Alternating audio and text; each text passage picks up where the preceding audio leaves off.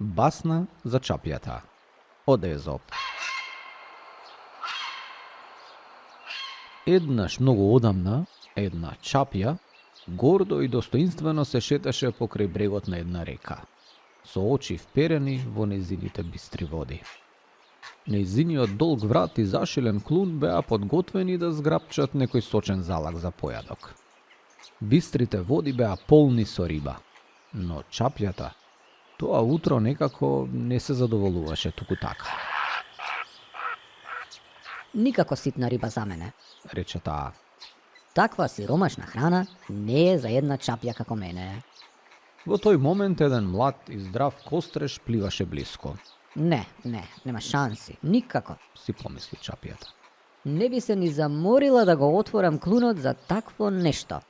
Си рече таа во себе. Сонцето се повеќе и повеќе се искачуваше на небото, а рибите почнаа да ги напуштаат плитките води крај брегот и да пливаат кон подлабоките и поладни делови на реката. Чапјата повеќе не гледаше риби. И на крај беше многу среќна што можеше да го заврши својот појадок со еден ситен полжав. Кога го изеде полжавот, чапјата се почувствува гладна и разочарана. Што беше ова? Си помисли таа. Секако можев да најдам нешто подобро, ако бев малку попаметна. Но се случи што се случи, а денот продолжи да врви. Гладот не и даваше мир на чапјата. Таа продолжи да бара храна, но рибите беа длабоко во реката и недостижни за неа. По долго чекање, забележа една жаба како седи на лист од лотос. Ова е уште полош од полжав, Си рече таа. но што да правам?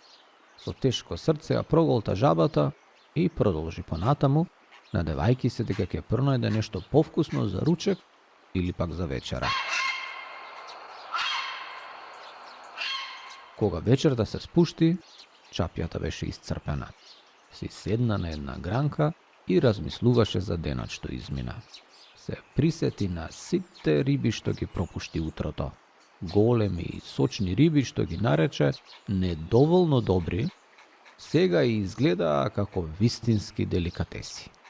Дали сум навистина толку пребирлива или само наивна? Се запраша чапјата. Денеска научив дека кога ќе ја пропуштиш првата можност, другите што следат се ретко подобри.